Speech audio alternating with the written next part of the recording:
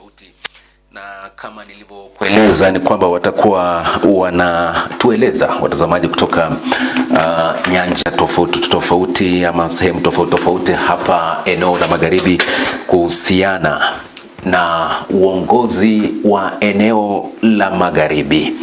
Wao wanasema kwamba ni kura moja, watu moja, chama kimoja, lakini kuna wale ambao tayari walianza kuzungumzia swala hili mapema.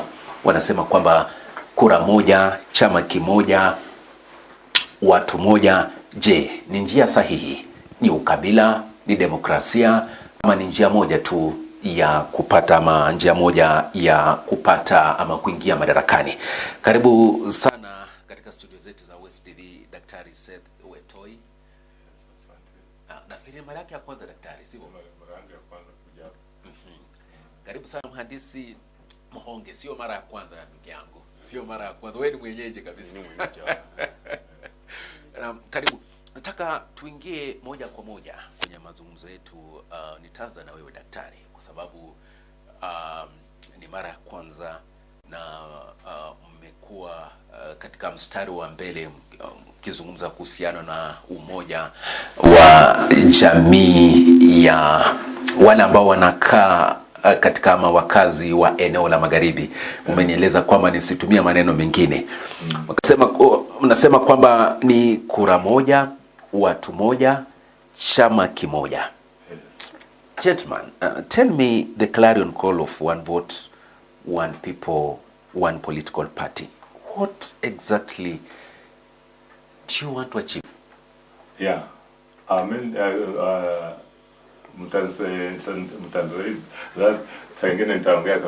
no problem, daktari. Yeah. Our main objective of having one party, one people, and one agenda ni kwa sababu politics siasa ni kama investment. Yes. Now, any investment, you must find a way of ensuring that it gives you the best returns. And we have had a challenge, yes, as people from Western, of giving our votes to everybody, and then thus losing out on the value addition of our votes. So we have wasted a lot of votes just because of being divided. And that's why we are you calling it wastage of votes? They are wasted because they have not given us returns as a people of Western. But to have people like Moses Wetangula, we have Musalia Mudavadi, these people are in government. You cannot say it's a wastage of votes. Being in government is not, I don't want to criticize that. At their time, that was all right. Because that's the best they could do. We are not, we don't want to personalize that. The issue is we have not got value for our votes. Because we have some votes, they go to Wetangula, others go to Mudavadi, others like Busia, we support Raila. And when it comes to government resources, we rarely get our appointments of our people in government. We rarely get projects that are credible in our places. Well, poverty has enhanced because of lack of proper politics in this Western. Daktari, nitarudi kwako, lakini wacha nizungumze na mhandisi Mhonge. Jamii ya wale ambao wakazi wa eneo la Magharibi, mmeniambia kwamba nisiseme kwamba Mlembe Nation, sema kwamba nisizungumze kuhusiana na jamii ya Waluya, niseme kwamba wale wakazi kutoka eneo la Magharibi.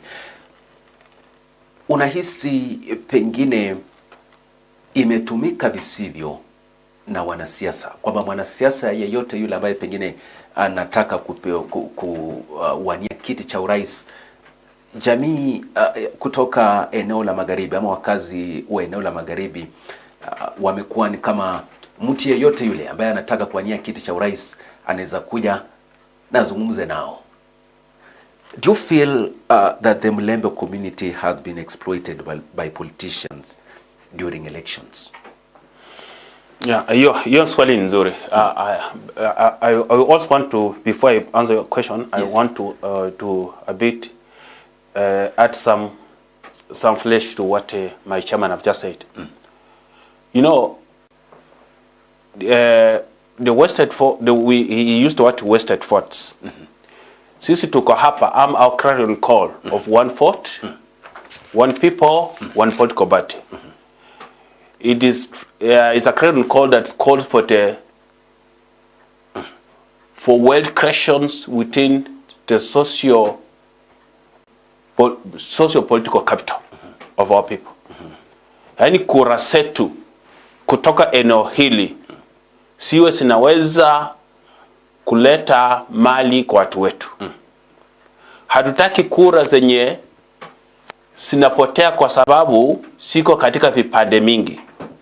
Iko kama tuna sehemu ya ardhi iko na dhahabu, lakini dhahabu haiko pamoja. Imetanganyika na utongo na haiko sehemu mbalimbali. Hiyo haina value kama ile like just one nugget of gold or a big mountain of gold. Ule yenye iko na pamoja iko na value mingi kuliko yenye kwa vipande imekuwa distributed on a surface area, large surface area.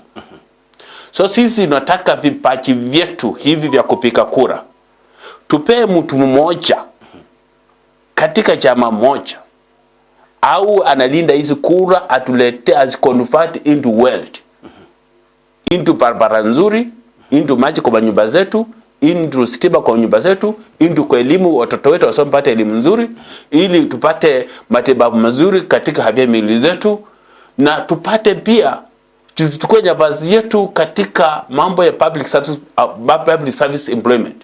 Tuchukue nafasi yetu ya upili kama watu eneo hili.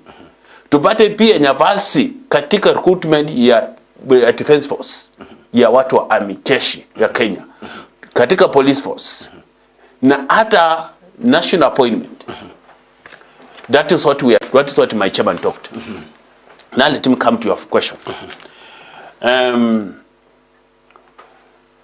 The problem tuko nayo katika mambo ya our political social capital. Viongozi wetu, instead of uniting, having a common focus, they have created, wameanza wenyewe wanapikana katikati yao. Nyumba moja, watu kutoka eneo moja, they're just turning around, wanakorokana katikati yao. Hatuwezi kusimama ndugu yangu.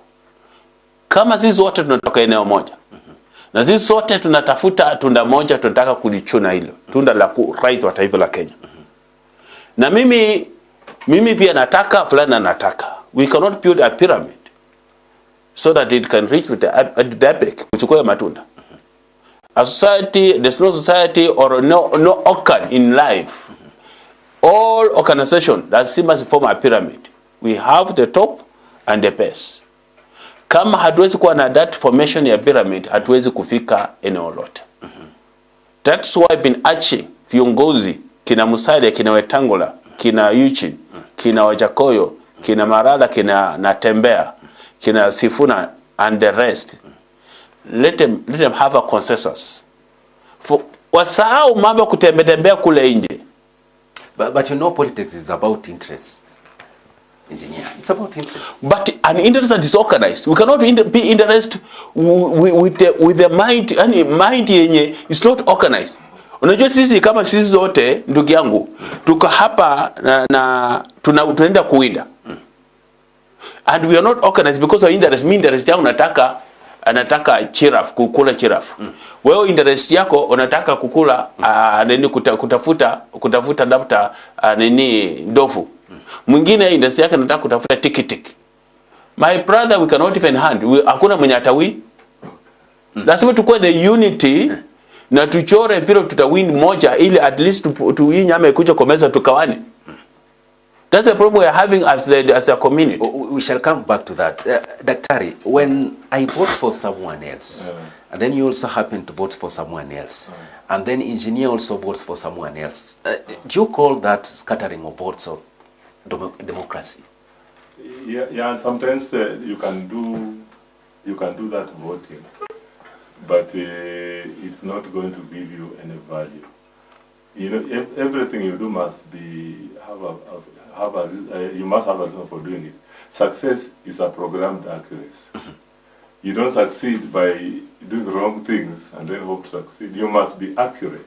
You must ensure this accuracy, and you must be focused, and you should have the tenacity that makes you achieve that goal. But if you lack discipline and you're just doing voting anyhow, you know, there's in chemistry we use the word entropy and this confusion. We cannot get anywhere with confusion, and that's why it's an issue. Well, that's why we are coming back. We say much as we have a lot of confusion, we have the capacity to. Are you calling it confusion? Yeah, yes, confusion is disorder. It's not disorder. It's not democracy, Doctor. Democracy, you know, there's a democracy can only be valuable if it's done the right way. But if it's different ideologies. Yes. Yeah. It's different ideologies. For me, maybe I may think that this person is suitable to maybe be the president of this Republic of Kenya because of his manifesto, and then you also have one person who you think maybe is going to lead this country in a better way. There's different ideologies, and that's democracy. We have those variations, but yes. The majority of us must be focused to voting purposefully. We don't want to have a voting that is disorganized. Everybody will be allowed to vote whoever you want. We cannot force you. We are not forcing, but we want people to understand the importance of having a focused voting. So that democracy can be meaningful to us. So according to you, we've been voting in a disorganized way. Yes. Let me add something what my chairman is saying. Really? Let me add something. Perhaps I want to make it for you. Let's define what democracy first. In our social setup, people don't understand what is democracy. Unajua, it's very bad for people to understand democracy. Unafanya kitu kulingana na itachi lako na pendo lako. Democracy, the essence of democracy, in fact, ukiangalia where the democracy came from. I don't know, it started somewhere in Greek. But let's talk about now the modern, the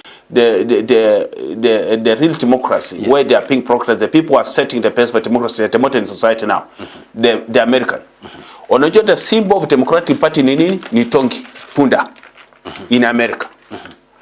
Punda inaonyesha ni mnyama wenye anapepa mizigo mikubwa sana, mizigo. Democracy ni watu wenye walilia sana democracy in America, ndio wakakubali democracy kakuja. Walikuwa ni blacks, walikuwa ni slaves, the marginalized people. The essence of democracy, it came to give voice for those people who are less marginalized in the society, in a community setup. Haikukuja kuleta conviction kwa hii marginalized people, wawe na appetite ya kuweza kucultivate themselves because of the greatness, because of the ego. No, it came to bring tenacity between these marginalized people, to form a lamp of power, or to come together, to coalesce around as a subject of interest, an idea of interest, that can put power to them, to favor them, to raise them. Before democracy, we had autocracy or tyrant, and we had the plutocracy, the rich people, and the aristocracy. We had those oligarchies that were there. So you should understand that democracy ilikuja kwa watu wenye hawakuwa na uwezo. Sasa ndugu zangu mwenye mnanisikiliza, and this I have to talk to the people now when who are listening to me or watching this information. Demokrasia ndugu yangu, asa watu wa eneo hili la Mlembe, sisi watu wa amani wenye tunakaa katika eneo hili la Mlembe. Ninamuomba muzione demokrasia ilikuja tunapika kura kifaa tu, bila lengo na bila hitachi la kijamii.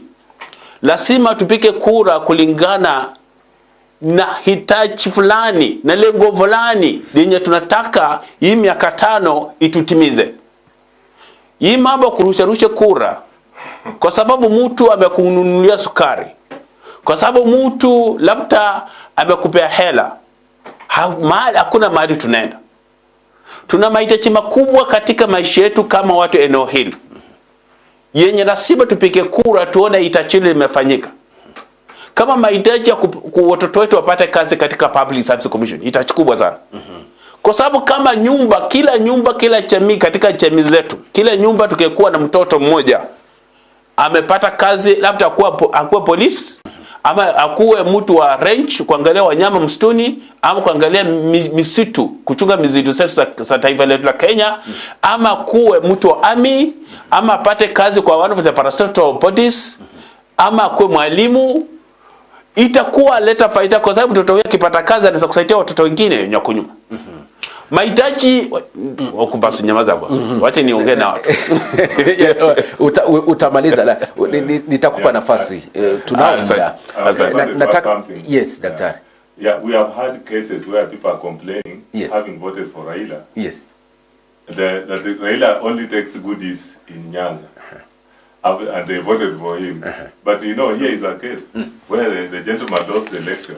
But now, if he gets some small goodies, he takes back to his people. Now, you see, that is now the folly of careless voting. And that is what has brought the problem in Western. And the development, because they have been supporting opposition throughout. And then when the man whom they voted for gets very little, he only shares with his community. The people who say Raila Odinga wants to be in government, but with no responsibility. Oh, yeah, that's true. Is it true? He has not shown that, possibly, I cannot blame him. You know, sometimes... But people from Western, especially, let me say Mulembe Nation, have always voted for Raila. Let's not talk about him. Let's talk about us. Yeah. But we've always voted for him. No, let's talk about us. No, the issue is... In terms of Raila, let's talk about Obaranya, because the ones bringing him here.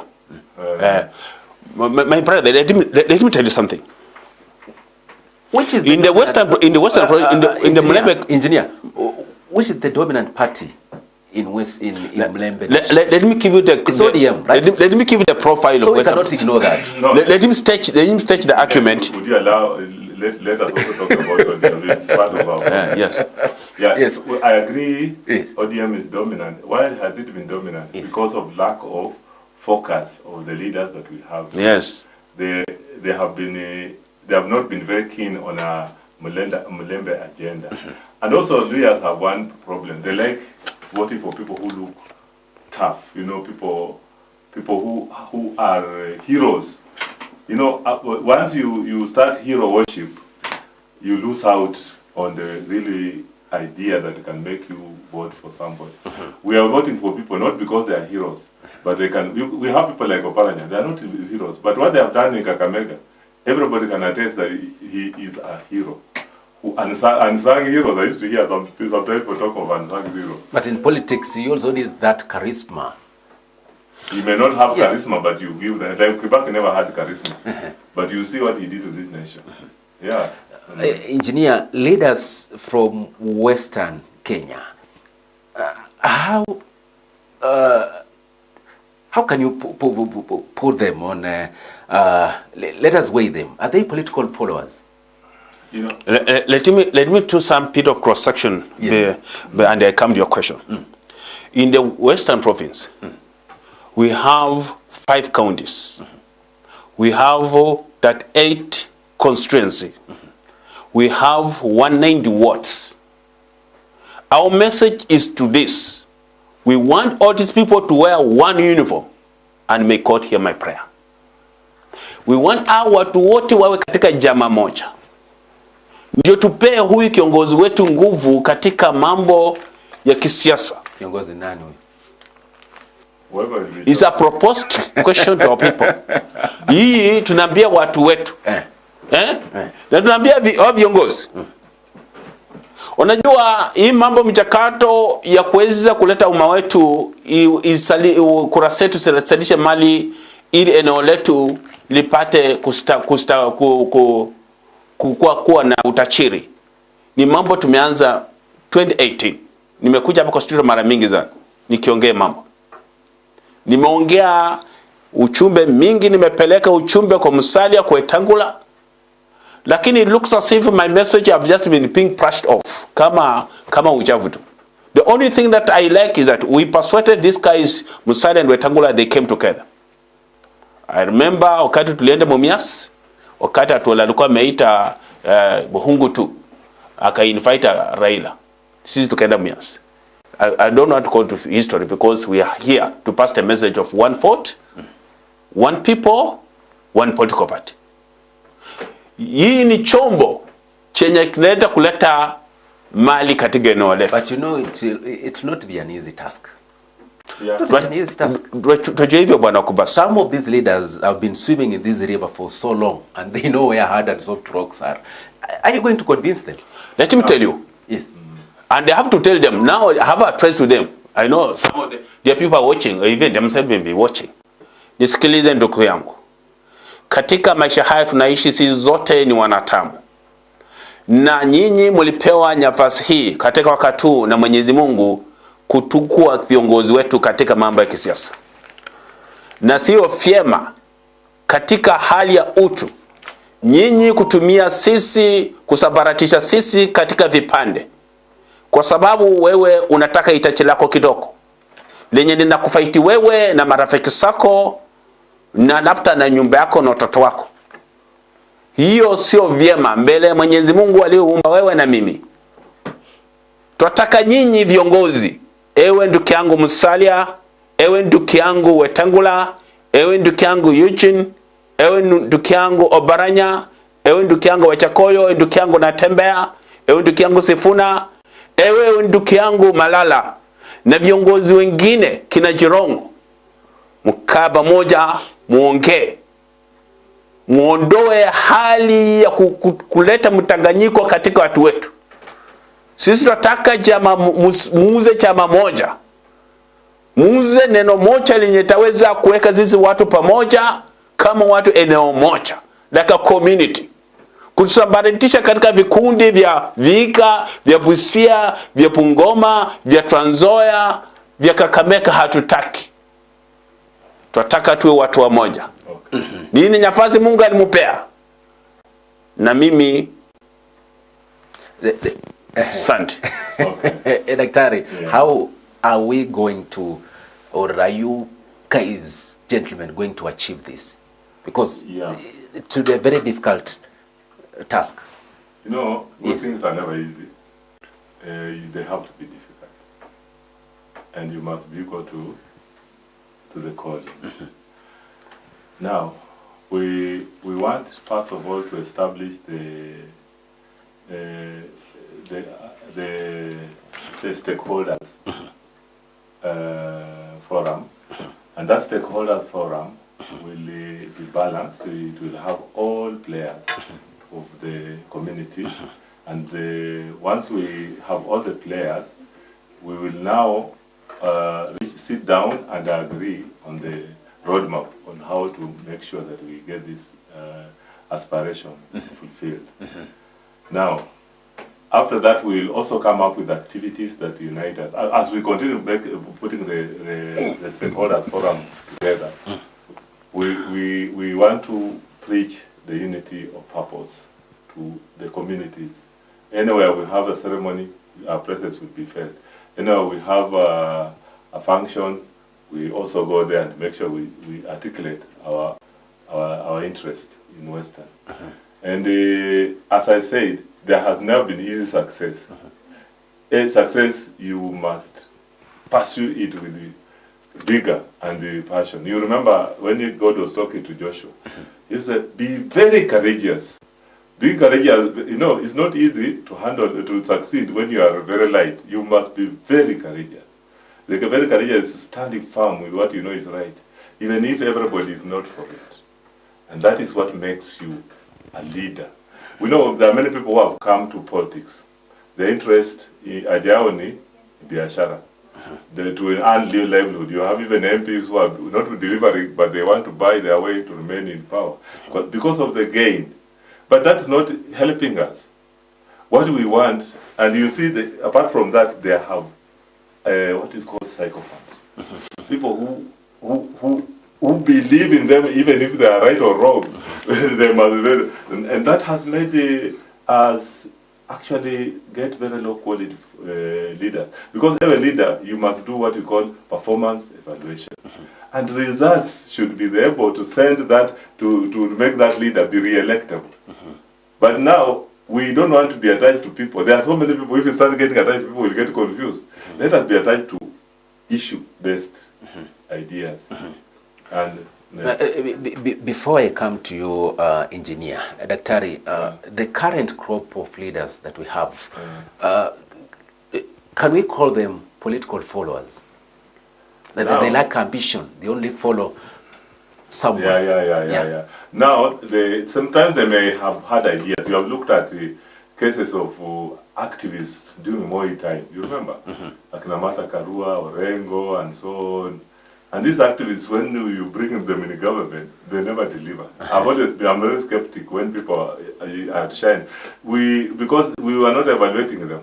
Because of the creation, the press, you people, make them look very glorious. And then they never, when we give them government, they are never to run.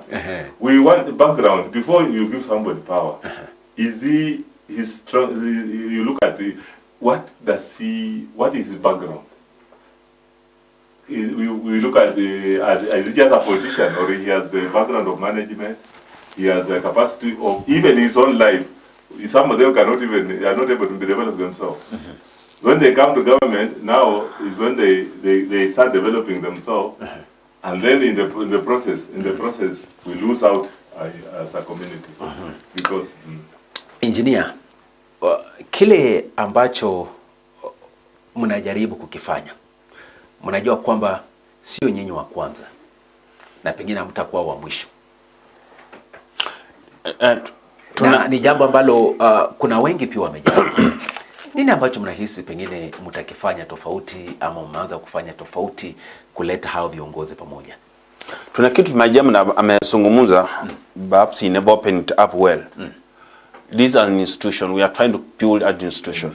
Okay. This is an idea nilikuwa na kwa unit, and we try to bring together the council of elders, the clergy, the professionals, the youth, and the peace community, and even the women, so that we can form an institution.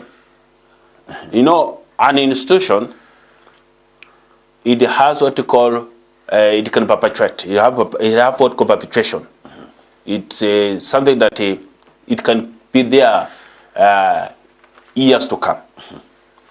But blessing as a community, without an institution, but with a hero, with a leader, when that leader perhaps, because we are mortal beings, we are mortal beings. The absence of our life, the absence in life in our body, we cannot exist. So, but an institution is like an immortal being, is an existing thing as a being, but is immortal because it grows with ages.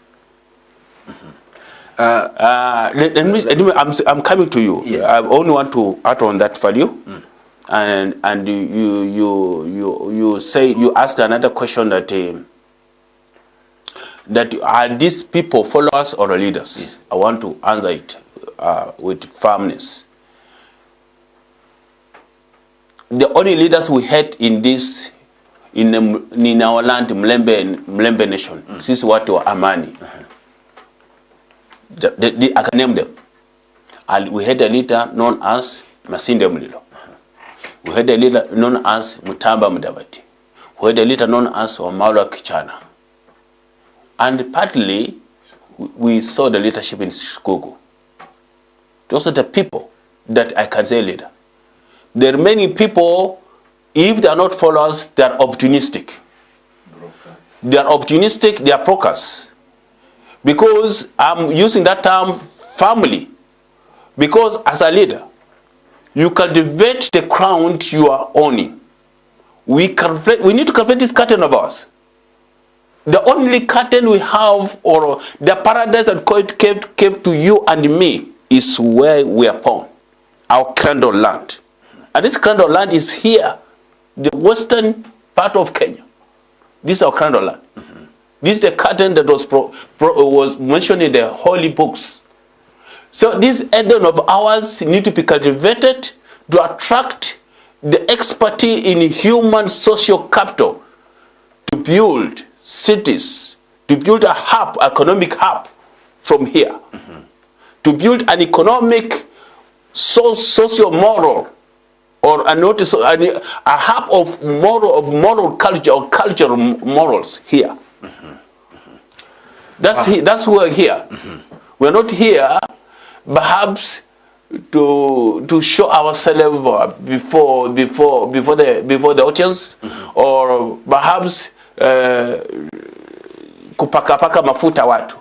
Sisi tunataka kupaka mafuta kwenye mgongo wa chupa. Kwenye mgongo wa chupa. Sisi tunataka sehemu hii yetu yenye Mungu alitupea na kwa wazazi wetu na hata mababu zetu walizaliwa katika ardhi hii, iwe ni sehemu yenye inaweza kufuta, yani inaweza kuwa ni kama ile paradise ya Eden yenye ilizungumzwa juu katika vitabu vitakatifu, ili vipaji vya watu kutoka sehemu mbalimbali za ulimwengu huu wakuje wa invest hapa, waweke vitu sawa hapa, wastawishe mali hapa katika kiuchumi na katika mambo ya kiutamaduni na hata mambo ya kisiasa. Daktari, you've been around for some time. I've seen you talk about the leadership that we had, the likes of Kijana Wamalwa, kina Martin Shukuku, the likes of Masinde Muliro. The trend of leadership that we've had came likes of Francis Masaharia, Chris Okemo, John Osogo. We now have the likes of Moses Masika Wetangula, Musalia Mudavadi. What kind of leaders? What's the difference between the leaders that we had then and now? Leaders. Yes. You know, leadership is all about serving society, not making yourself a king. Listen to people, what problems do they have? Yes. And what are the solutions? And that comes through engagement. And you see, like modern, when you look at the politicians of today, somebody comes with a project with his cut in that project. Not that it's going to help society, there's no evaluation. That's why we need control. We don't want hero worship. A control whereby, when a project comes, the community should be part of what is happening. And that's how without control, people, there are so many selfish people in politics who take leadership because they are given votes for cheating 1 inch. Then there's no accountability. So our system whereby we must, the political leaders must be accountable. There must be also checks and balances. Anybody, if you give him excess power, obviously he will misuse the power, which is the advantage. So this is what we want to do out with. So now of the leaders, you talk of them who are in the past. These are who are patriots. People like Masinde Muliro was a patriot. You could see he was ready to sacrifice his job by supporting what is right. How many of us this today can do the same? You cannot see. Akina Shuku could agree to be imprisoned because they allowed them to, and you know, the courage of supporting what is right. But sometimes that is radicalism. Much as they were patriots, the leadership has to do with balancing aspect. They lack the balancing aspect, whereby you look at the radicalism, it helps build your name, and in fact that's what we are talk about. Natembeya. Natembeya has got glory because of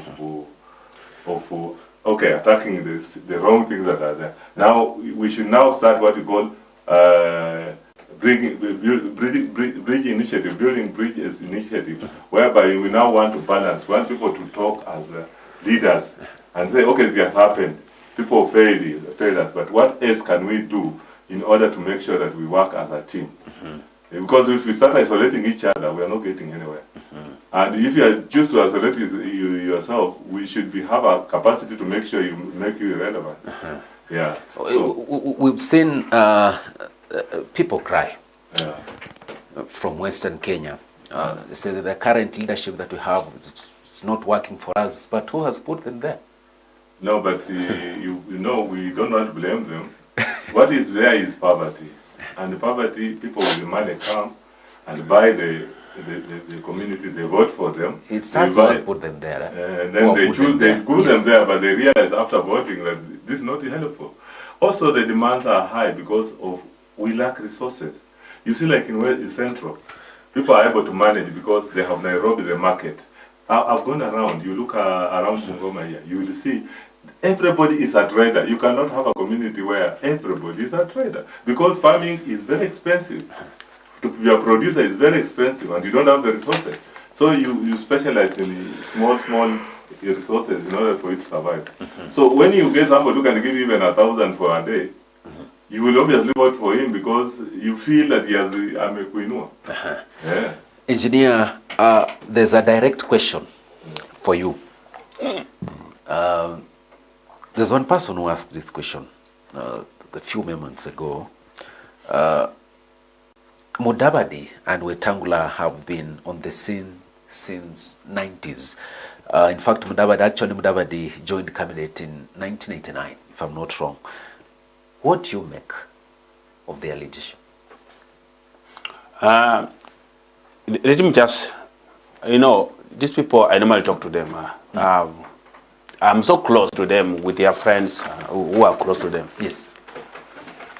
And I know they are always sensitive with what I say. And the people are hearing, they are hearing what I'm going to speak. Yes. Let me tell you. The personality or the persona of His Excellency, the Prime Cabinet Secretary, is not of a coquetter. It's not of a coquetter. The persona of the Honorable Speaker of the National Assembly is Musalia Wetangula, Masiko Wetangula. He's a person, his persona, himself, the inner man. Yes. Is of a person who fears perhaps. I don't know. He has the persona of aggressiveness, is there. But I don't understand why he cannot crow his wings. Why he want to press his wings just close to his spot. That he don't stretch his wings to embrace the entire needs of a community. I don't understand why. So it gives me an impression of somebody who's a bit egocentric. He has that as a little of egocentrism, selfishness, and his interest in leadership is not so much extended. Yani hana dama kubwa ya kuwa rais. Yeye is just somebody who wants more an inch, bora icha kwa sani yaka akule. Yeye hataki labda apeane watu wengi pia akisema pia nyinyi mkulani atafute sani kubwa aseme mwaka hapa. I have a huge family. Yeye anaona tu atafutie watu wataki. Anajitakia. But he has the ability.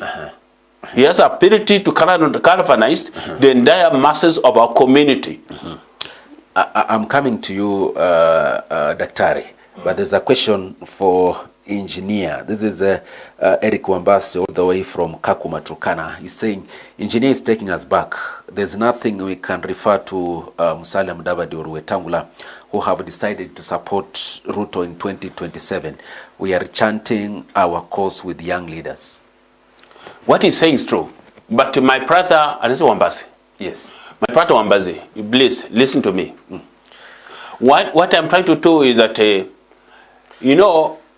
I'm trying to bring our people into oneness. And we cannot fight these people, they are leaders. Yeah, Musalia is a leader. We cannot say this sio kiongozi, he's a leader. Hata kama like what's Haiti now? The Haiti society, the committee of the Haiti.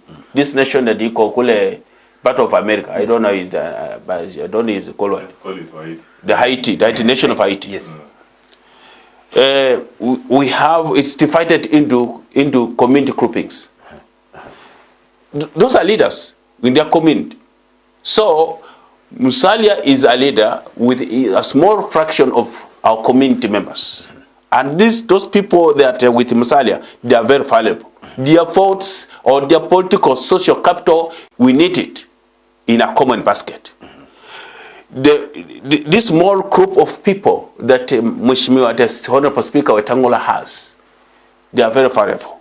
Their political social capital is very far. We need it in a common basket, so that when we add their political wealth, and we add the other political wealth and our political wealth, and then we take it to the negotiating table on a market, on a political market arena, for exchange of goods and services in our region, it will be of great value. Rather than sisi kusema hatuwataki, we are dividing the community. They are our people. After all, let me tell you, Wetangula is a very valuable person, is of a useful person. That small contribution I contributed is of essence to us. Musalia, that small contribution I've contributed is essence to us. That looks like a double speech. No, I'm moving forward. Hold on. It's of essence to us. But however, we want a manager within the community, not a fraction of community, not a section of a community, not Pungoma, not Vihiga, not Kakamega, not Busia, not Trans Nzoia. We want just a one man whom the entire community of these 5 counties can entrust with him, or trust with him, with their political social capital, for the benefit of solemnity and comfort for our people. Watu wetu wataki mambo ya kukaa katika umaskini, katika ufakara, katika mashita, katika matezo, hatutaki. Before we dip inside that issue of one man, it's one vote, one political party, one what? One people. Before we go into it, Daktari, there is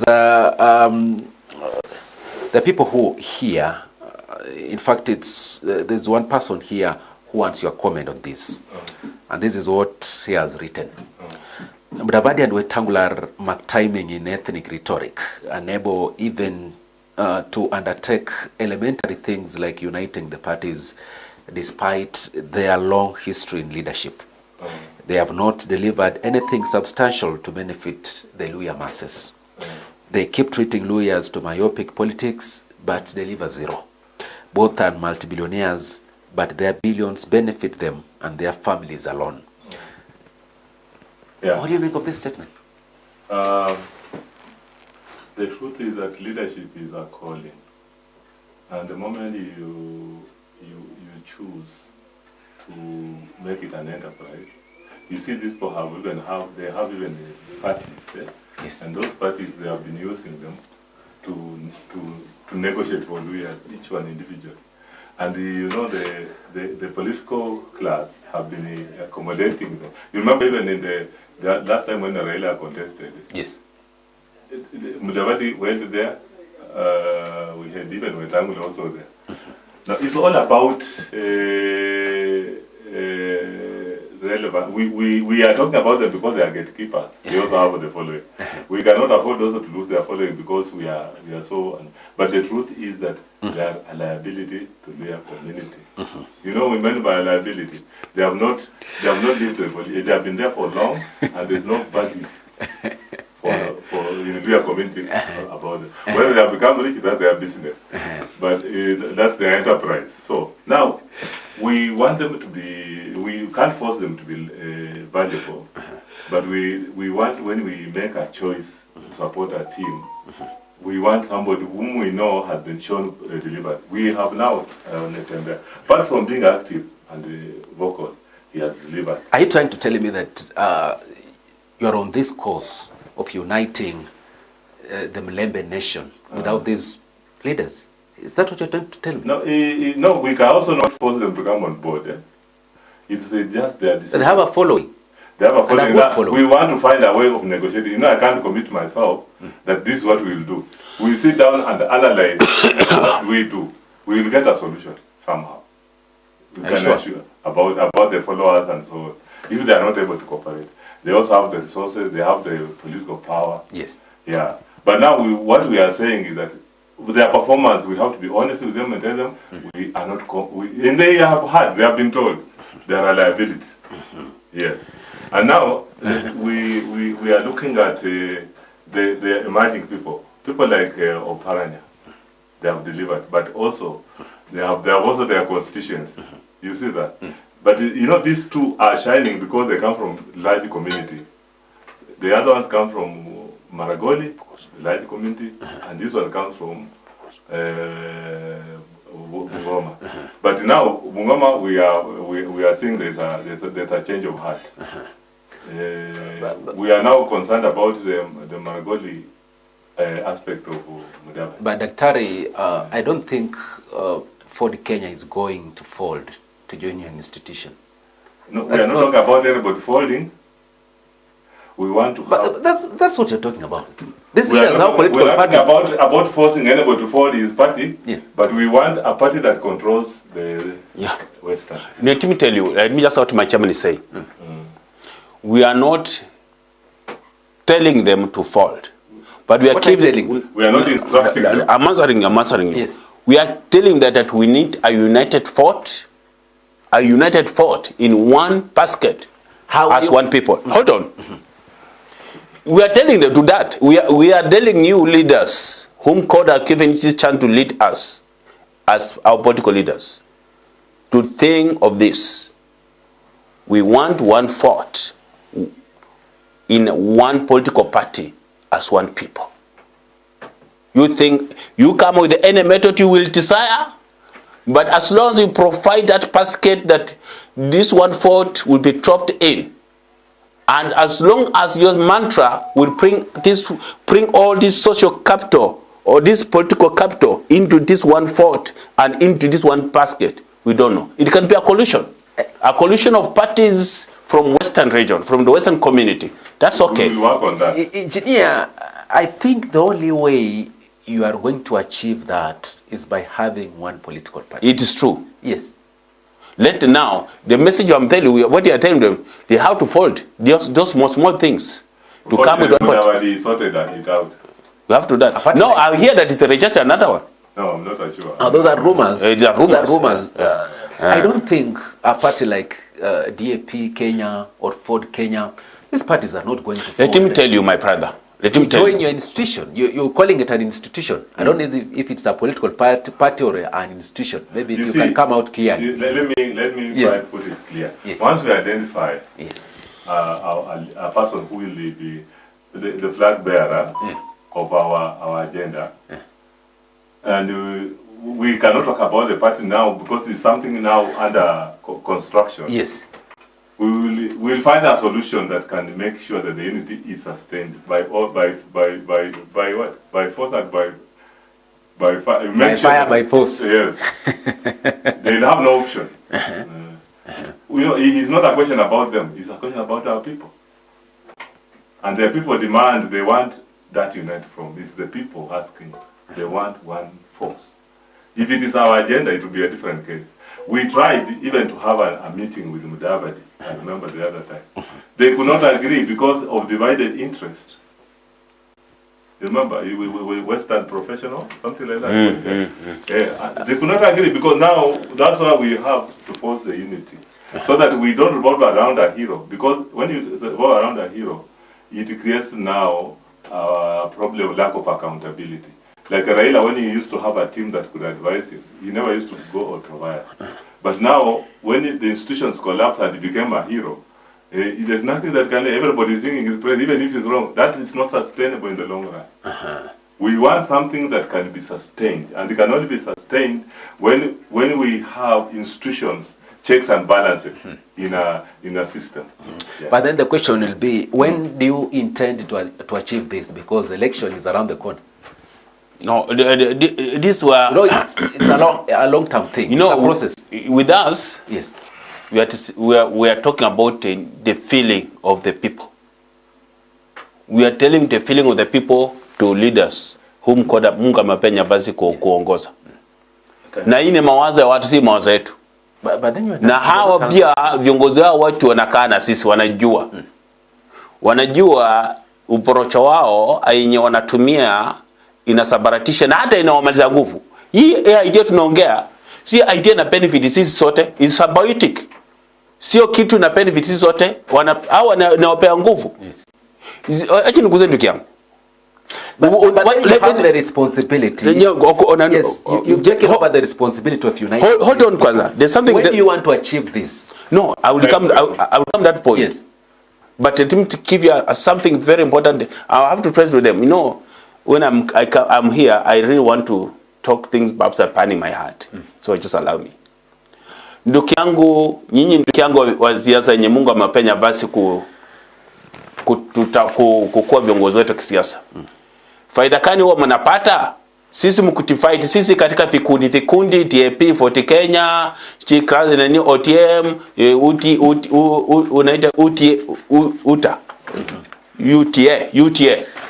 Inatufaida nini sisi? Kama mmetufight hizi zote na baadaye mnaanguka kura. Hamwezi kuwa na kura zenye mmoja wenu hana kura zote zenye za kumsaidia au onekane na misuli amna nguvu ya kuweza kutetea rasilimali na mahitaji eneo lote. Inatufaidi nini? Kama kura kutoka Bungoma hizi za Fort Kenya haziwezi kutusaidia kama watu eneo hili la Magharibi kutuweza kulea mahitaji yetu na kushughulikia mahitaji yetu. Hazina uwezo. How many MP wenye tuko nao katika bunge? How many senators tuko nao katika Senate? How many MCA tuko nao? How many governor tuko nao? Hatuna nguvu. Sisi kitu tunamaanisha ndugu zangu. Wewe kama unataka kazi ya uminister katika serikali na kwako ulisimama kama unataka uliharibu kura zetu. Sisi tukiupiga kura pamoja and then hata tuanguke, tuna uwezo kuweza kunegotiate kwa serikali imechukua mamlaka wakupee kazi wewe ya uminister ya cabinet secretary, wakupee kazi wewe hata chairman of the parastatal bodies kuliko ukaa nyumbani tu, ama wakupee kazi wewe hata kama kazi ya kuwa hata speaker ama an executive person somewhere within the, because serikali iko na nafasi mingi sana za kuajiri watu. Kuliko sisi kusabaratisha kura, nyinyi mnakosa kazi na mnaenda kuomba kazi, viongozi wetu wanaenda kuomba. Hii ni aibu kwetu. Ndio sisi tunaitwa watchmen, tunaitwa sisi nani, grave takers. Hatutaka aibu kama hiyo. Tunataka sisi tumpe nguvu by the idea of one vote, one people, one political party. We are only telling you that ndugu yangu Musalia, tunataka wewe uwe ni kiongozi mwenye nguvu. Tutakwambia ndugu yangu Wetangula, tunataka uwe kiongozi mwenye nguvu. Tutakwambia ndugu yangu Natembeya, tunataka uwe kiongozi mwenye nguvu. Tutakwambia ndugu yangu Jirongo, tunataka uwe kiongozi mwenye nguvu. Tutakwambia ndugu yangu Obaranya, tunataka uwe kiongozi mwenye nguvu. Ukiongea, unaongea ukipiga kifua kama vizuri. Kama uchama Mount Kenya anaitwa nani? Vizuri, Rigathi Gachagua. Sasa nijibu swali langu. Swali lako? Kumbe lilikuwa nini? Nikumbushe. Nimeongea sana. When do you intend to achieve this? No, hii ni kitu is a perpetual thing. Haina time beyond 2032? It will go on. This is an institution that will keep on reminding them. This is an institution that want to form it to have people with council of elders who are beyond reproach, people with integrity. Si watu wenye kona Kiswahili wasema nini? Watu wenye kona wenye ustaarabu fulani. Utataka council of elders wawe part of this institution. Council elders with integrity. Tutataka clergy wawe part of this institution. Tutataka professionals who are this institution. Tutataka women and the youth who are part of this institution.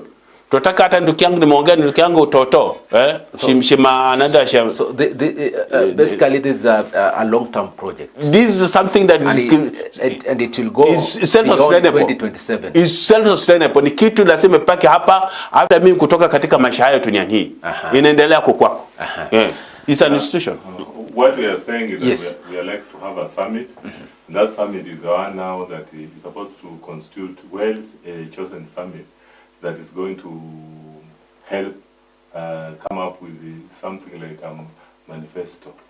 And that manifesto is the now that will control operation.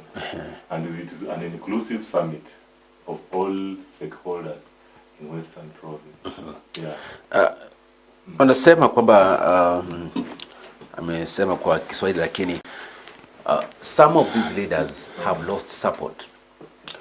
And then he's saying, if Musalia Mudavadi did not raise an MCA, or even an MP or senator or governor, what support then are you talking about? How are we going to support this person? Oh yeah, but when his MCA, you know, even the ones who help these people to fail are also part of our interest. You don't need those who help to go somebody pass. You'll be actually assuming a lot. There are people who support you, but you know to go anywhere. We still want to rehabilitate those people to come and do the right course. And those are people we cannot ignore. Daktari, do you believe in the current leadership that we have? In Western Kenya, led by Musalia Mudavadi and Moses Wetangula. One, it has to be clear, we don't have a united front leadership. So you don't believe in them? No, the leaders who are there, you don't need to believe in them. You trust them? We need to engage them. Yes. Because if we talk of believe, not believing in them... How long do you intend to engage them? Because they've been there. They've been there. Musalia Mudavadi has been there for over 35 years. Yeah. We have these people, yes. Let me tell you, they have their value, even if they have not been very productive. There's something in him that can help people in Western. The experience he has, even if it is in failing, he has something that, people learn from whatever system. After you cannot underestimate Weta. Weta has something of value that we want to work with. And we will not also force you to work as a team. If you don't want to work with us as a team, we sideline you and move on. But we cannot ignore them because their expertise is important. So that's why we want to talk to Nathaniel to now do what building bridges initiative as a leader. He come up as a leader, not as an activist, but as a leader who can now unite people in Western. His Clarion has been taken note of, and he has got the support of the people. But now he needs to embrace everybody as a community. You find like, okay, Central somehow they do emotionally. They have taken now the Gandhi as their leader. And you see that's now revolving around a hero, which is not sustainable. You know, when you revolve around an institution, we also vet you and say, are you really the right person for us even to market outside there? Yeah, remember there was a time in Busia, the Teso community. The political wing came up with the Ojamong as the become a governor. But the Teso community said, no, forget about this. We have our son here, Engineer Sidai, who can be a governor. Then the political wing, of course, they used their machination to make sure that Ojamong became a... But the performance did not impress everybody. But now, because people had already chosen him to be in power, removing somebody in power is also not very easy. Now they start now to collect around him. You see, when communities... These people are very intelligent. Don't underestimate the community. They can make for you a decision that is sustainable. They'll tell you this one is somebody we trust. That's a very good example.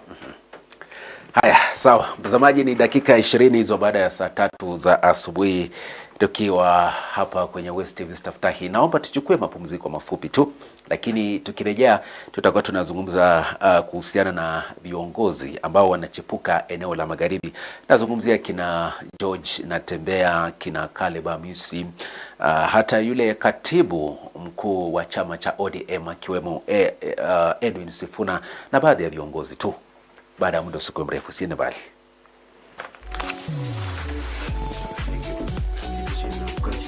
Iko tu sawa, inawaka.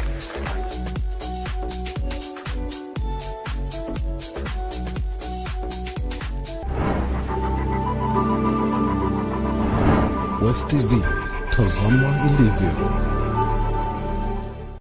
Leo nataka tu kushare briefly na issue moja yenye imekuwa very hot. So wamekuwa kiniuliza, why do men play? Mbona mamenu play? Mademu semanga all men are dogs. Pole kutumia hiyo jina, lakini imekuwa very common. Na inakaa mtu alikuja akasemanga all men are hunters and men are polygamous in nature.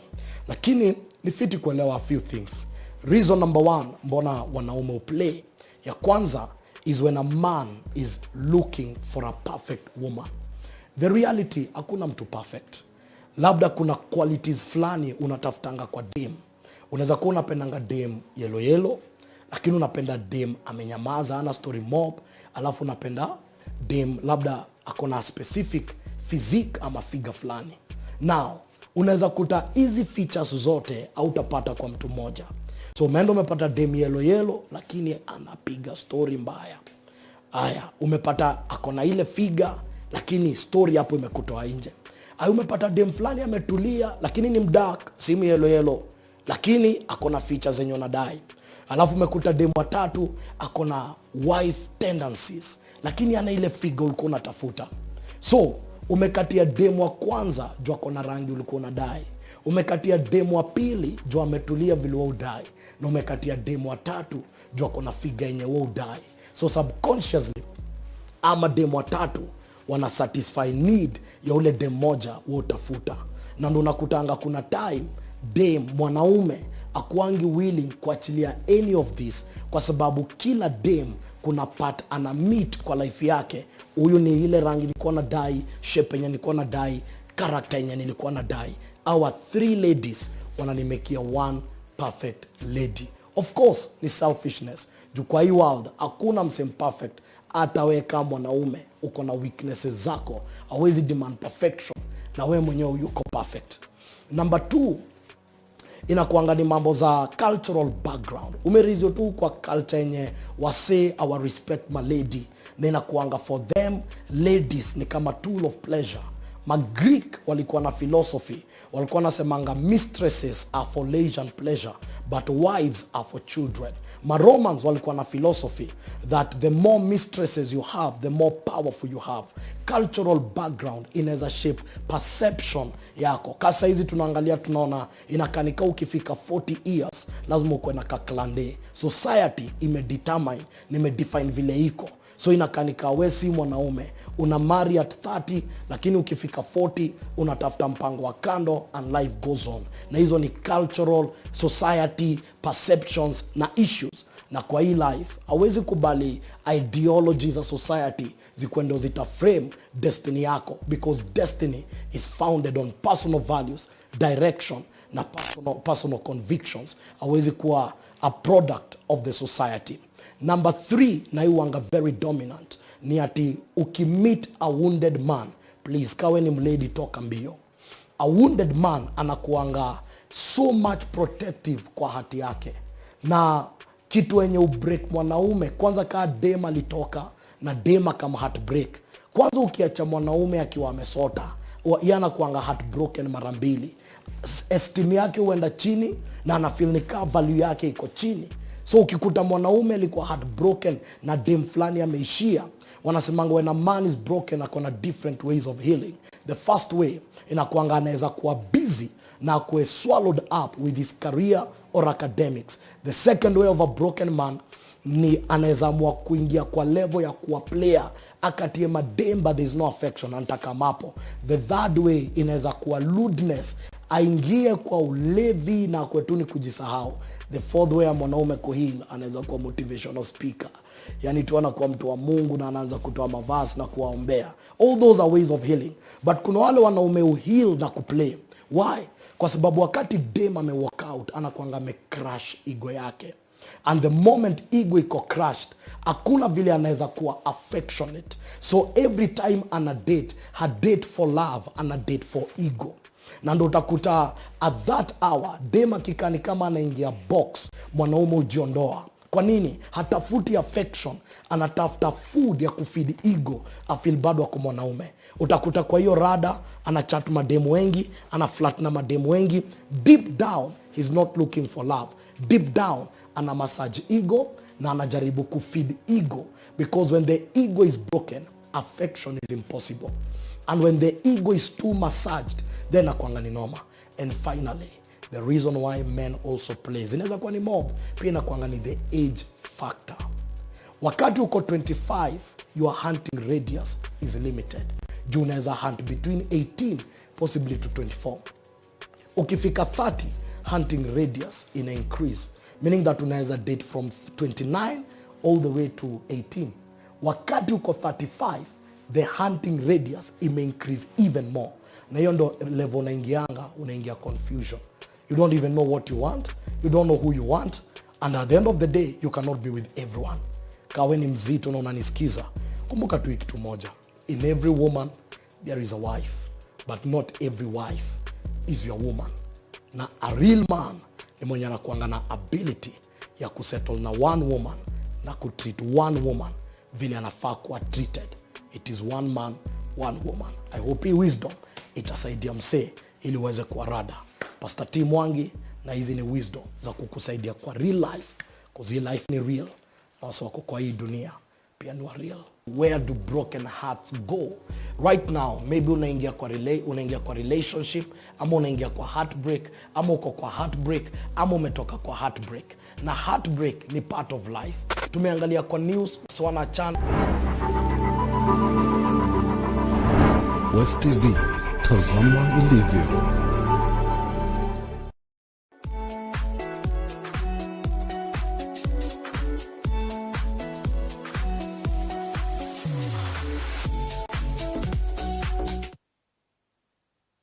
Dakika 26 hizo baada ya saa 3 za asubuhi hapa kwenye West TV Staftahi, ikiwa ni awamu ya 3 na ya mwisho. Tuko katika mazungumzo yetu, mtazamaji, na studioni ninaye Daktari Seth Wetoi pamoja na mhandisi Muhonge, ambayo wanazungumzia umoja wa eneo la Magharibi. Wanasema kwamba kura moja, chama kimoja, watu moja, kwamba nia yao kubwa sana ni kuhakikisha kwamba eneo la Magharibi lina usemi mkubwa sana katika kura za mwaka wa 2027 na kuelekea mbele. Lakini daktari, nitaanza na wewe. Huu umoja ambao mnatafuta,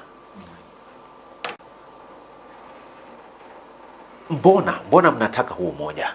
The question, I think, swali, why political oneness matters? Yeah. Yes. We have been a laughing stock when Really? it comes to politics, the whole of Western. Yes.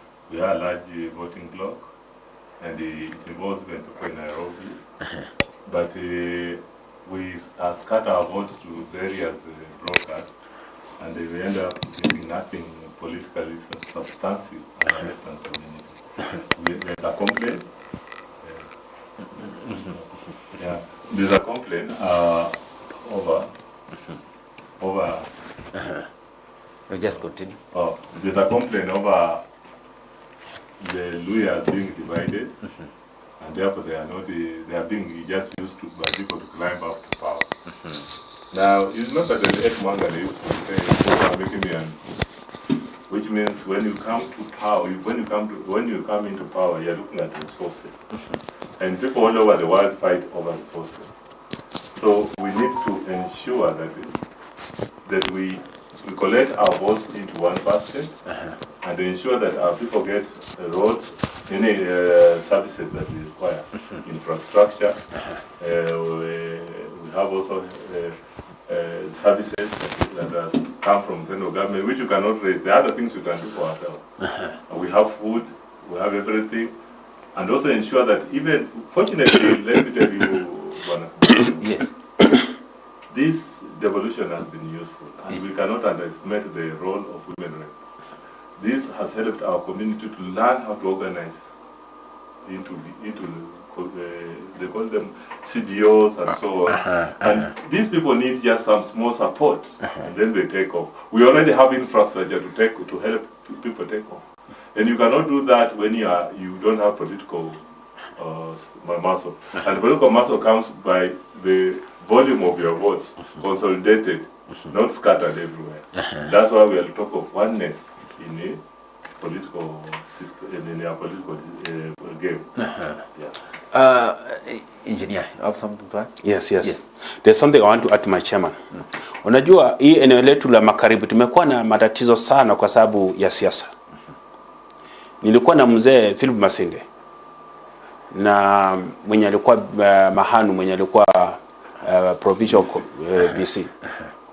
Waliniambia, na hata mzee Noah kisa kina Chris Okemo, kina hata Amos wako, waliniambia walianza bank, Mulembe Bank, wakachanga pesa, lakini wakati walipeleka kwa meza ya nani, ya kiongozi nani, wakati wa president alikuwa Kibaki, I don't know what happened, pesa ikapotea tu hivyo. Shida yenye iko katika eneo hili from 1963 up to now, it have been lack of proper organization or lack of proper tools to mine this social capital called politics, the political social capital or the political social wealth. Hatuna vifaa vya kuweza kumine ama kuweza kutengeleza mali yetu, mali kutokana na kura zetu. Hatuna vifaa. Hiyo ndio imekuwa matatizo ya mtu anaitwa mtu wa amani, mtu wa mlembe. We have been lacking tools that can convert our social political wealth into riches. You know, we have difference between wealth and riches. We have the wealth, but we lack the conversion of wealth to the riches. The wealth in political human wealth, it is there, but we lack how to convert it into riches. Hiyo ndio shida tuko nayo. Sasa hivyo, that's why tuko hapa na German. Tutasema the only tool, the only chombo chenye kimekuwa ni matatizo sana, chenye Mulilo alijaribu akafikia, chenye Omala kijana alijaribu kitoka akafikia. Tutaka sisi tuwe na kura moja katika chama moja kama watu wa eneo moja. Eneo hili hatumaanishi sisi watu wa amani pekee yetu wenye tumesaliwa katika tami watu wa amani, watu wa mlembe. Tumaanisha hata kama ndugu yangu wewe ni Muhindi unakana sisi. Kama ni ndugu yangu wewe ni ndugu yetu Mkalenjin unakana sisi. Kama ni ndugu yangu wewe ni ndugu yangu wewe ni ndugu ndugu yetu kutoka Luonyanzo na kana sisi hapa. Twakuomba kwa sababu unakaa na sisi, unatumia barabara hizi za kwetu, unatumia maji ya huku, unatumia stima ya huku. Tukipika hiyo kura moja katika chama moja na kama watu wa moja, wewe na mimi, barabara zetu zitaundwa, tutatumia wewe na mimi. Maji itaundwa, tutatumia wewe na mimi. Stima itaundwa, tutatumia na wewe na mimi. Mashule zitachengwa, tutatumia na mimi na wewe. Hospitali zitachengwa, tutatumia mimi na wewe. Kuliko kuchukua hiyo kura kuipeleka kule Kirinyaga. Kuliko kuchukua hiyo kura kuipeleka kule Nairobi. Kuliko kuchukua hiyo kura kuipika ifanane na watu wa Homa Bay. Utakuwa unatumaliza nguvu kisiasa. Hiyo ni ombi letu. Daktari, kuna swali kwako. Then you will add what you wanted to say. This person asking, the issue of one political party is a pipe dream. How will Daktari get people of Busia out of ODM? And then Kikuyus have so many parties and presidential candidates, but they eventually follow one without following others. Yeah, what he said is right, because naturally, when you have, that's why we talk of education of our people. When people are educated, those parties will be there, but they'll just fall in place. And we have those programs of community sensitization.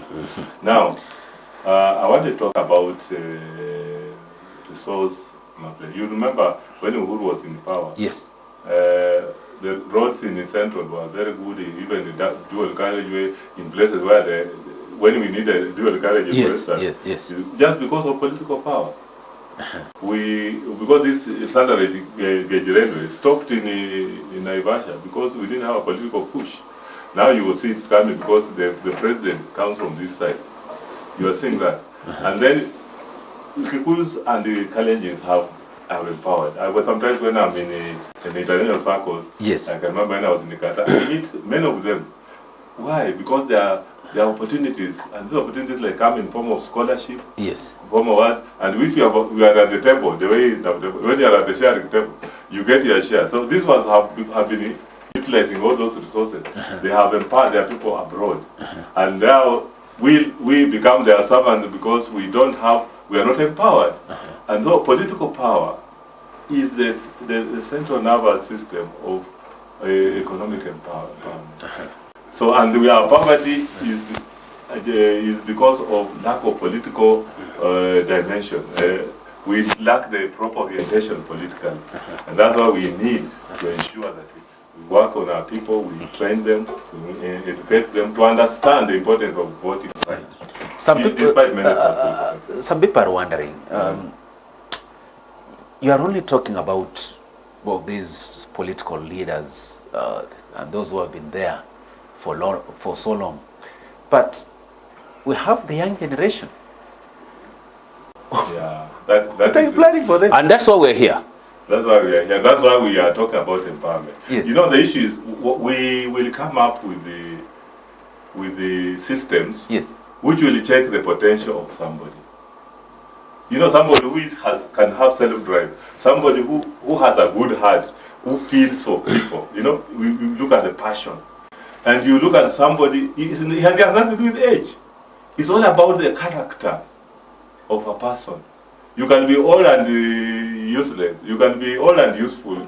You can be young and you are also not. You cannot manage yourself. We cannot just give you a power because of age. No, we are looking at the qualities of a person. Huyu mtu ambaye anaweza can he listen? Can he be advised? Can he also listen to people? Can he sit down? Don't come with a project because you want to make some percentage there. You impose on people and sustainability becomes a problem. You sit down and like now we have some projects. Yes. The needs of community are more than it can be solved by the money they are putting in the project. Yes. But because they were political abroad, the community was not involved to make choices. We don't want to run our county, our area in that. Yes. There's something that I have to add. Tuna kitu nataka niongezee vile my chairman ameongea. Yes. You know, watu wangu lazima waelewe, lazima tujifunze na tuelewe the setup of a society, yes, or a community. We have the main 3 pillars that governs any community. The first pillar is leadership, which is administration, pure administration. The second pillar is economy, biashara, uchumi. The third pillar is the culture, the elders and the battles of that community. Nataka nifafanue na labda watu waelewe. Siasa ya katika jamii hiyo ndio inaamua uchumi utakuwaje, culture hiyo community itakuwaje. Kama wakati huo wa mababu zetu walikuwa na kingdom ilikuwa inaitwa Wanga Kingdom. Wanga Kingdom ilikuwa na tawala mpaka Naivasha, sijui mpaka wapi huko. Walikuwa ndio wanaamua uchumi katika eneo hili naenda mlakani. Hata watu wakianza kutoka kule wenye walikuwa wanachukua slaves, ni walikuwa najua enda mahali fulani mchukue watu mwapeleke kule ngambo waende mfanyie kazi. Hata serikali hii sasa hii inaweza kuamua iseme kuanzia leo hatutaki tuone watu wakitairiwa. Na ukipata tu mtu akitairiwa kutoka kwa jamii yetu wa Luya anashikwa. They are interfering with morals. They are interfering with our morals. So, and moral is culture. Sasa siasa inaweza kuamua chochote. Siasa inaweza kuamua hatutaki watu wauze ndizi kwa soko yote, na itakuwa interfere na culture na economy. Sasa sisi kama watu wa jamii hii, ya watu wa amani, sisi watu wa Mlembe, kama tunataka kufaulu, lazima tutengeleze siasa yetu iwe msingi wa utawala wa taifa la Kenya. Sio siasa yetu ya kujaza kura senye sinaamua rais ni nani. Hii mambo ya kusema sisi ndio tunaamua rais ni nani, naita swimming fort. Yes. Hatutaki. Tunataka kura za mtu anaitwa eneo la watu wanaitwa watu wa amani. Sisi watu wa Mlembe. Ndugu yangu kama huko wewe ukwe Mkisii, wewe Mchaluo, wewe ni nani, wewe ni Mkalenjin, wewe ni ndugu yetu, mtu wa Mlembe, mtu wa amani. Sisi watu wa amani. Tunataka kura zetu siwe msingi wa utawala wa taifa la Kenya. Siwe ni msingi wa siasa ya Kenya. Sio kura za kukuja kufanya finishes ama decoration. Hatutaki. Sio kuchasa, bali ni kura zinatengeneza msingi wa siasa ya taifa la Kenya. Daktari, wacha tuzungumze kuhusiana na viongozi ambao wanaendelea kuchipuka eneo la magharibi. The likes of George Natembeya, have the likes of Caleb Amisi. What do you make of them? George Natembeya, okay. I've not had an opportunity to interact with him so Yes. much, but I have no problem with his politics when he talks of being on the table. That resonates very much. It seems to resonate well With the, yes, with people. with the president, Yes. Yeah. So far, when he later, I would like to be brutally honest. Yes. He's the only person that we are seeing that resonates with our aspiration. That has to be very clear. And everybody in Western, even in Busia, where Maragoli have no problem with the Natembe. Because one, he's firm and very courageous, and that's what leadership is all about. And he has a sense of, makes sense. He's not just there to be a broker so that he can use people to go to get what he wants. So, and he has even sacrificed. You know, also it's not easy to take on a government. So if somebody can afford to take on a government, you know, that is not easy. You must appreciate that he has the courage. Yeah, and leadership is all about courage and sense of purpose. Are you telling me you can see light at the end of the tunnel? Do you for the first time, actually they have hope. And through George United. Let him add what my chairman is saying. Yes. You know, what we are looking for is somebody in rhythm with us. Resonate with us. Somebody with the rhythm with our message. Unajua rhythm produce music. But somebody who's antagonistic to our message, he bring noise. So there's proper alignment between us and the Mheshimiwa Natembeya. There's proper alignment between us and the Mheshimiwa Caleb Hamisi. There's proper alignment between us and the Mheshimiwa Sifuna. If you look, his message is a bit coherent. Sio mbaya sana. Yes. Sio mbaya sana. He's a man. You know, we want a people who are peaceful and not peaceful within a small circle of people. Somebody who's peaceful and his circle is open for the humanity to impress him. And we see that. Hamisi, we see that. Mheshimiwa Natembeya. That's what you want. That's what you want, my brother. Yes. I like to make a point here. I've seen people even proposing coalitions for people from Western with them. Any coalition without Natembeya will not attract Leo vote. Really? Yeah. For the present time, actually, he's open. You know, he's open, and he have defined his political mind to the people. But Hamisi is open, but he have not really come clear on his political mind, vision. But you know, when somebody, there's a lot of consistency and harmony within our message and the messaging that Mheshimiwa Natembeya is telling. He's saying, tawe maskini tawe. Yani, we don't want maskini tawe. We don't want poverty tawe. We don't want problem tawe. We're also saying we want our political world to generate comfort, solace, happiness, joy to us, the people who fought. Are we not in harmony with him? That's okay. There is something that has just come up. We shall talk about that later. But then, Daktari, are you intending to do this thing or what you want to achieve only in Western? Or you also want to proceed and achieve that countrywide, that we have one nation? No, you know, like this movement. Sorry, Chairman. Can I proceed? Proceed, then I'll give Daktari a chance. Yes. So let him open. Yes. Before my chairman came, before my professor he became my chairman, I had a number of chairmen, about 3.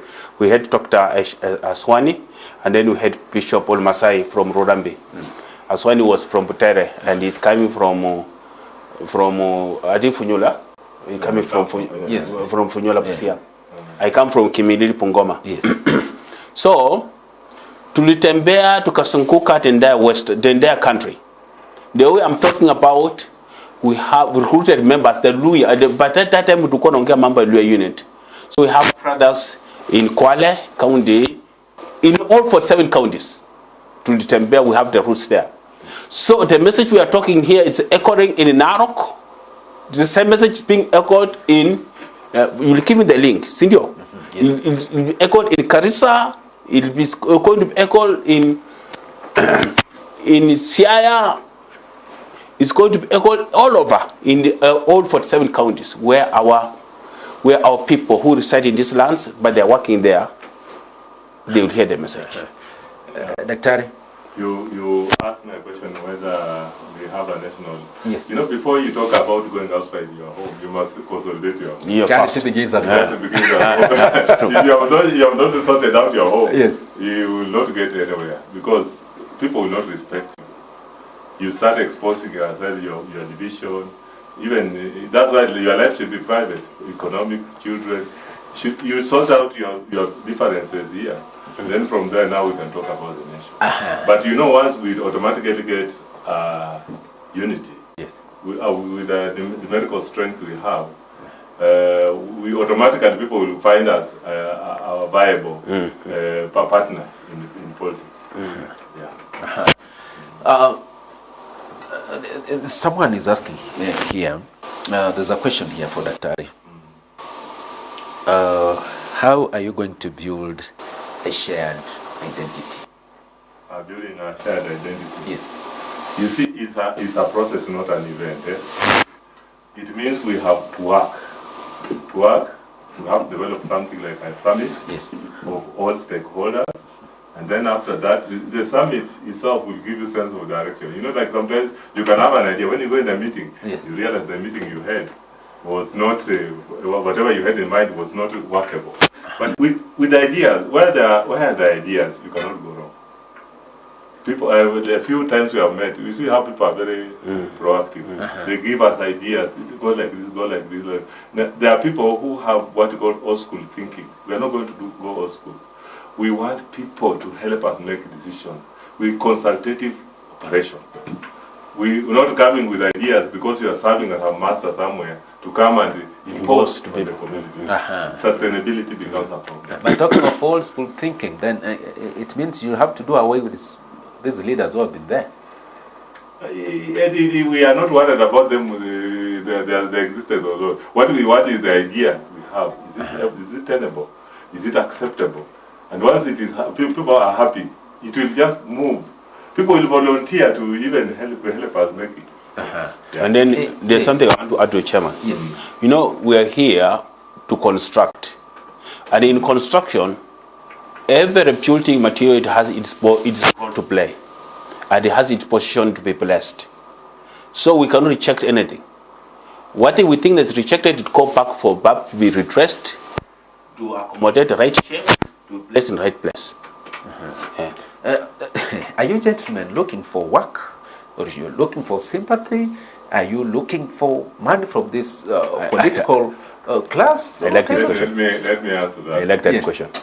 Yeah, one, when you look at like our age, my age, let's say, I don't have so many basics that will require so much money. And in life, the way we are brought up, you are used to live within the resources you have and contentment. If we are doing that, we would not even make that, we would be now supporting the system that be. They have more money than even what we could get from anywhere. They can even buy you and make sure. But I think we are above that petty thinking. We are here to work on a legacy. Our legacy is the unity of Western. And the question of whatever somebody is thinking is also entitled to his own freedom. But it is a conviction that we want to see a united Western. And let me ask what our chairman said. There's great wealth if we work together for a common purpose, for a common vision, rather than I working single-handedly, I cannot achieve. I know I will gain more because I will not gain only me. My grandchildren will gain from the leper I'm lepering in. So the answer to that brother of mine or that sister of mine is that I'm looking for wealth for riches which is sustainable, which is perpetual, that will keep on flourishing my siblings, will keep on flourishing my offsprings, that will keep on flourishing the land that the kind of land that God portioned me in this life. To add something. Yes. My principle in life is that $1 earned is better than 5 found. It's not in abundance, but earning. Like us, as civil engineers, we have paid people billions throughout our work. I've worked very many places, including international circle. And if you really wanted to make money, you would be billionaire. But you work in a private enterprise, and you certify people's payment without necessarily coercing them to give you money. Yeah. So the question of come and look for money through psychophancy in politics, it does not make sense. Machingoistic behavior. Mwingine anauliza hapa kwamba nyinyi tu wawili ama kuna wengine? We are a big team. We could not bring all of them. Okay. Yeah. A big team. Okay. For a common cause. We have Busia, Vihiga, we have Kakamega, we have Bungoma, and Kitale. And even Nairobi. And even Nairobi, All 17 constituencies in Nairobi. It's a lineup. Are you moving around to maybe talk to people? Yeah. That is our responsibility, and mostly it's on volunteer basis. Like yesterday, I was somewhere in Rurambi. The other day, I was in Chelengany. Yeah? And I flight from Loto, I came this side. We have a lady who was in Vika the other day. What's her name? She's called Vika Electros, Vika Teriki. When our brother Teriki were launching circumcision. We are saying this activity, this is like fire. It's moving. Chairman, who is sponsoring you? Self-sponsored. We are not sponsored by anybody. We No follow political leader who is sponsoring you. no. Kwanza, these are people we don't want The moment we don't have to come close I used to them. have my professor who used to tell me, the moment you don't control money, you lose authority. But if you can control your resources, you have power. The moment you are a beggar, nobody can respect you. And you cannot have courage to speak your mind, because you must speak the mind of the one who is paying. Yes. So we have ourselves, of course we have our treasurer. Yes. Tukipata pesa kitoko kwa kila mmoja wetu mwenye yako na uwezo anapeana kwa Madam Electina. Madam Electina alikuwa amesimama kura, anajulikana huko. Sisi tunampea pesa, and then tukitaka activity anatuletea, tunafanya. So we ourselves, we stand for ourselves. And the team is so motivated. They are willing to just support it. And they're here watching. And we also welcome people who are willing to be part of us, to join. Especially the professionals. Especially because we are getting our strength through the professionals. We also have international connection friends. Yeah. So this is not a political party. No, it is not a political It's party, an institution. We have not even thought about We cannot think about that, by the way. We have never thought of it. These are the stakeholders. An institution. Yeah. What do you mean by an institution? Which supports one of Western stakeholders, of the institution of stakeholders. In fact, So when these leaders agree to come together, agree to your cause, are you going to change this institution to a political party? no. Let him answer him. Yes. This is an institution, the way my chairman is putting it, Yes. that's perpetual. Leaders need backup, or they need parents. Yes. They need parenting. Parent. Yeah, we need the parenting. We cannot have leaders who are just there alone without something to follow, or without support supporting their back. So, as he's there, Yes. when somebody look behind him, you see people standing before their son or before their daughter, saying, "We know, if this is ours, and we are going to be the people," evaluating him, advising him, telling him outcomes. A leader is a warhead. Is a warhead. Ni mshale tumetuma ende konga atui. ende uwe mnyama ituletee nyama tukule. Aha. Sasa lazima awe na watu wenye wako nyuma yake. So, but we don't have such a functioning thing in our community. That's what we want to initiate. There's a question that keeps on popping. They have divided our elders into two camps, the Western Council of Elders and the Luhya Council of Elders. That's the pathetic issue. And those are the people who need to be the parents of our leaders. There's a question that keeps on coming here. Are you guys intending to achieve this before 2027? Because some of these people, they're talking about being in government come 2027. They also want to be part and parcel of that alignment, the coming together, what you offer as a community. They also want to be on the table. Do you intend to achieve this before 2027? No, because we are not united. That's the truth. Let me talk something. Yes. Being in the government in Bahati, and your game you are playing, then you get in government. But if you want to get in government, hook or crook, you will compromise on your values. Yeah. And by the way, we are not here to push the idea of going to government. Yeah. We are here to push the idea of our oneness. Our oneness and Hata tukikuwa outside the government. Then what happens after that? No, hata tukitoka nje ya government. But we can negotiate. We can negotiate because we have the authority of our resources back at home in our curtain. Do you want to negotiate or you want the presidency? Yeah, even president, we cannot reject if it is available. We are the organizer. We are the largest ethnic group, the second largest ethnic group in Kenya. Then you should be going. No, hold on, Kubasu. Yes. We are here advocating to organize our political social world. Yes. After organizing our political social world and getting the warhead. Yes. The warhead now tusema huyu ndio tunatuma. Yes. Now from there now the political mind will organize itself. And to see if they call for presidency or what.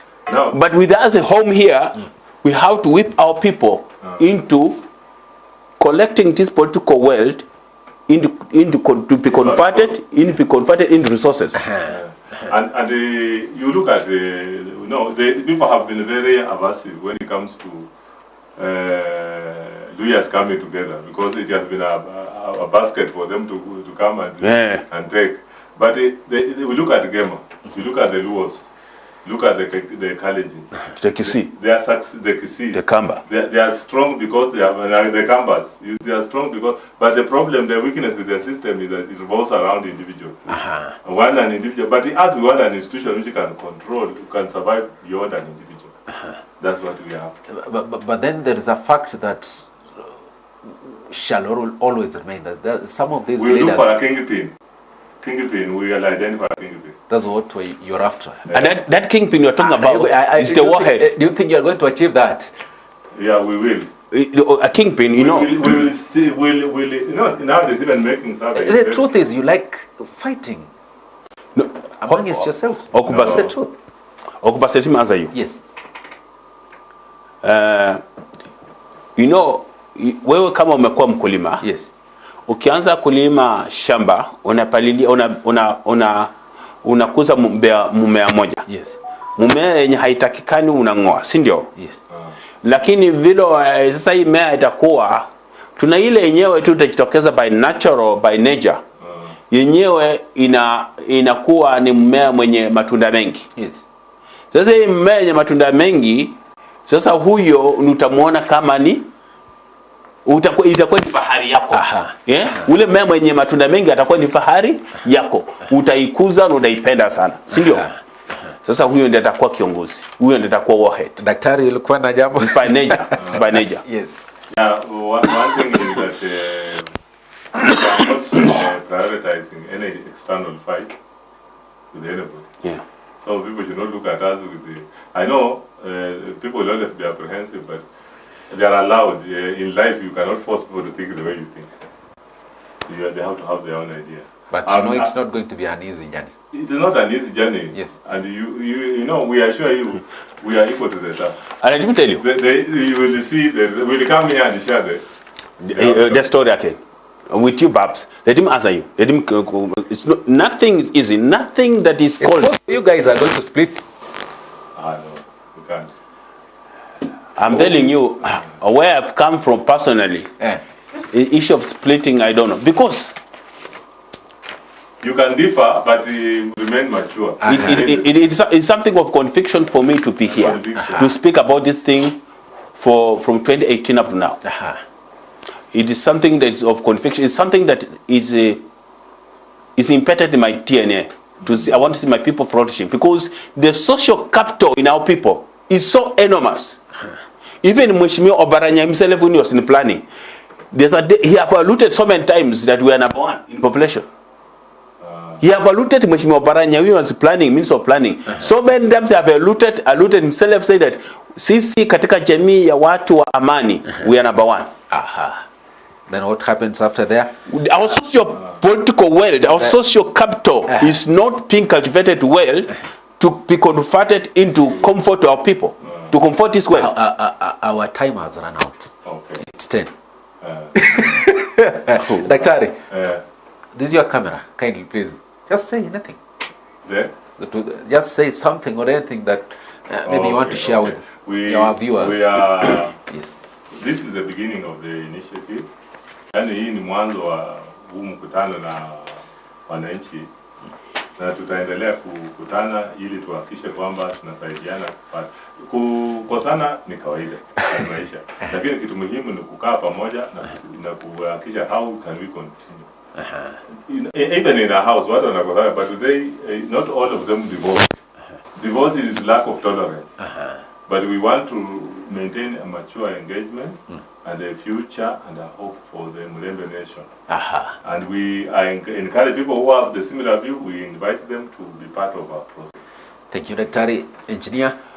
Ndugu zangu watazamaji, sisi tuko hapa kwa ajili yako na majili yangu, kwa sababu mahitaji yetu kama watu wa eneo hili, watu wa eneo la amani, watu wa eneo la Mulembe, sisi watu wa amani.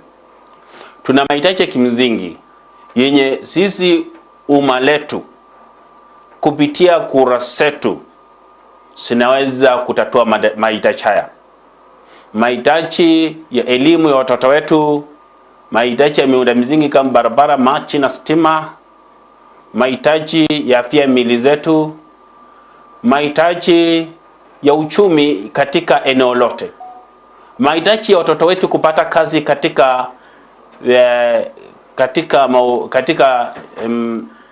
maofisi za serikali ama katika idara mbalimbali za serikali. Mahitaji ya sisi kuonekana kuwa ni watu wenye tunaweza kuwa na usemi katika mambo ya kisiasa katika taifa letu. Hitaji la kupea viongozi wetu nguvu ya kisiasa. Hiyo yote tuko hapa kusema na nyinyi. Tunataka viongozi wetu, nyinyi kiongozi wetu Musalia, kiongozi wetu Wetangula, kiongozi wetu Eugene, kiongozi wetu Obaranya, kiongozi wetu Natembeya, kiongozi wetu Chirongo, kiongozi wetu Malala na kina Sifuna.